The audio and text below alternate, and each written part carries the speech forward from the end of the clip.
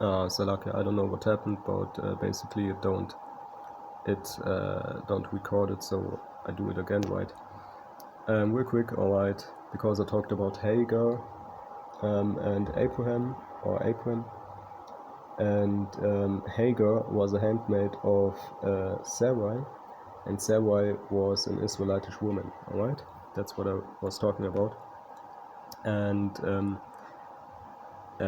Abraham had to send Hagar away because basically you can read about. Alright, we will go into 16:3, and Sarah, Abraham's wife, took Hagar, her maid, the Egyptian, after Abraham had dwelt 10 years in the land of Canaan, and gave her to her husband Abram to be his wife. And he went in unto Hagar, alright, this Egyptian woman, and she conceived, alright, and the Egyptians are Canaanites, Hamites, you would say, alright, because this is after the flood, of course, after Noah and so on. And she conceived, and when she saw that she had conceived, her mistress was despised in her eyes. And he said, Hagar, Sarah's maid, whence comest thou, and whither wilt thou go? And she said, I flee from the face of my mistress Sarai. And Hagar bare Abram a son, and Abram called his son's name, which Hagar bare Ishmael. And Abram was 86 years old when Hagar bare Ishmael to Abram, and his name was later changed to Abraham, again when his faith was tested, I believe, alright. And Sarah, and it never went to the point where Isaac actually died, because out of Isaac came Jacob, alright. And Sarah saw the son of Hagar, the Egyptian, which she had born unto Abraham, marking, alright, you see. And Abraham rose up early in the morning, and took bread and a bottle of water, and gave it unto Hagar, putting it on her shoulder. And the child sent her away, and she departed and wandered in the wilderness of Beersheba. Alright, because what? We can read in 21:9. Alright, again he was mocking. Wherefore she said unto Abraham, Cast out this bondwoman and her son.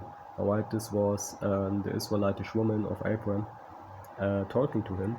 Alright, for the son of this bondwoman shall not be here with my son. Alright, alright. To inherit with my son, basically. That's the point, to inherit with my son, alright. Because he was marking, and we don't know, but our women are not stupid, alright, and we don't know what happened exactly, but she felt that way, and Yahweh actually had no problem with it, alright. And again, after that, the law came, alright, and let's say you have,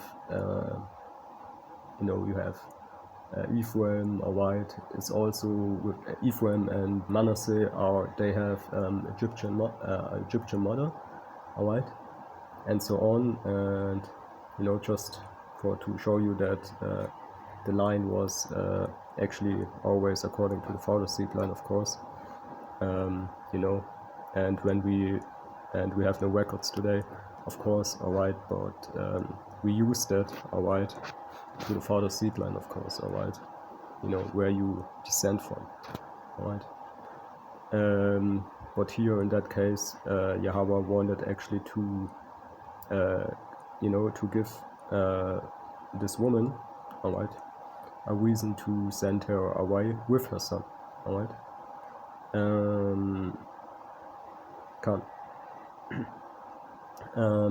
So she said basically, for the son of this bondwoman shall not be, or shall not inherit with my son, even with Isaac, alright, because you have Abraham, Isaac, and Jacob, alright. And the thing was very curious in Abraham's sight because of his son, his seed, alright, and God sent it to Abraham, let it not be grievous in thy sight, you see. And Elohim, again the powers, said unto Abraham, let it not be grievous in thy sight because of the lad, and the lad is boy, alright, nigh, alright, a boy lad servant yaut retainer, boy lad yaut servant retainer, alright, and because of their bondwoman, the Egyptian Hagar, in all that Sarah had said unto thee. Alright, so there was the permission, there you go. Alright, hearken unto her voice, for in Isaac shall thy seed be called. Alright, because Jacob again is the son of Isaac, whose name was later changed to Israel. And also of the son of the bondwoman will I make a nation, because he is thy seed. Alright, he is thy seed. Alright, you can say this 10 times. Alright, these Amaleks. Alright, they even have the, they even talk to the elders. Alright, when they're just heathens. Alright, about the Bible. And here, it's written, because he is thy seed. Alright, so even in this time, alright, all the time, man. Alright, the seed goes by the father, of course. And we continue here with reading. And Abraham rose up early in the morning, and took bread and a bottle of water, and gave it unto Hagar, putting it on her shoulder and the child, and sent her away. And she departed, and wandered into the wilderness of Beersheba. And the water was spent in the bottle, and she cast the child on the one of the shrubs. And she sat over against him, and lifted up her voice, and wept. Alright, I read not everything, alright, but the important here, alright. And God heard her voice of the lad, so the powers heard, Alahayim means the powers in plural, alright, rulers, judges, divine ones, it always goes with the permission and command of Yahweh, of course, alright. And Alahayim heard the voice of the lad, of this young boy, who was the seed of Abraham, alright. And the angel of Alahayim called to Hagar out of heaven, and said unto her, What ailed thee, Hagar? Fear not, for Alahayim had heard the voice of the lad, of the boy, because he is Abraham's seed, alright. And what I said also is, alright, how much more with Jacob, alright, when you have the 144,000 being direct blood descendants of Jacob by their Y chromosome, alright?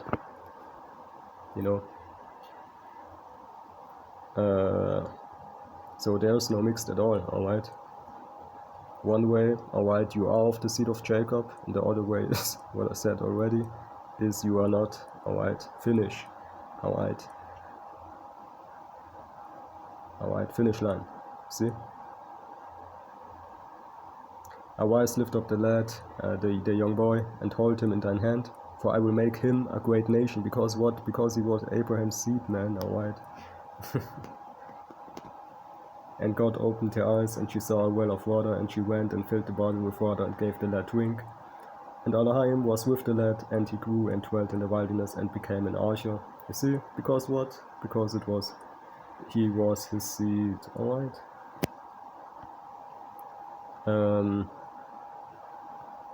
So this will not change, alright, especially when you have the commandments coming after that actually tell you, alright, that your pedigree goes by your father, alright.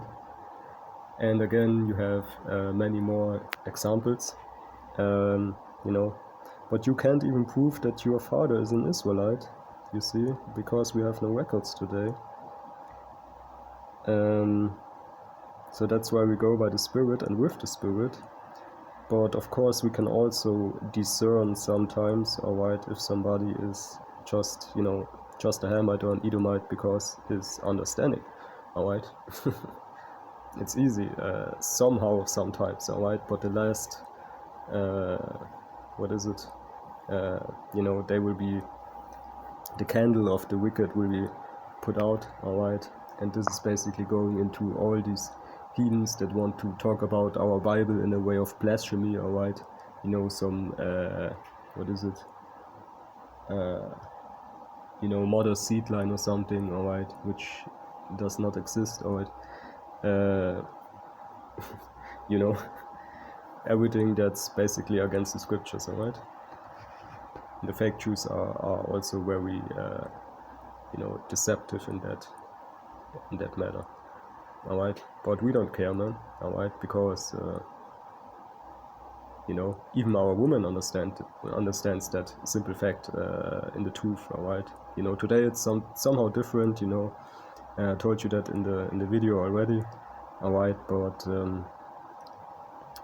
our women are not stupid, alright, and the awakened Israelites are not stupid, you see, so it will work according to that, alright, not what you wicked Hamites and Edomites have to say, alright, but what the 144,000 have to say, alright, and the you know, basically the alarm already sounded, alright, for the 1,000 years of slavery for these people, man, who deceive our people, alright, all day long, man, alright. And this is basically the story to Hagar, alright, what I talked about, and Abraham, alright. And you can read more of that if you want, alright. It's Genesis, you know, these chapters and verses here. Okay? And that's really not that hard to understand.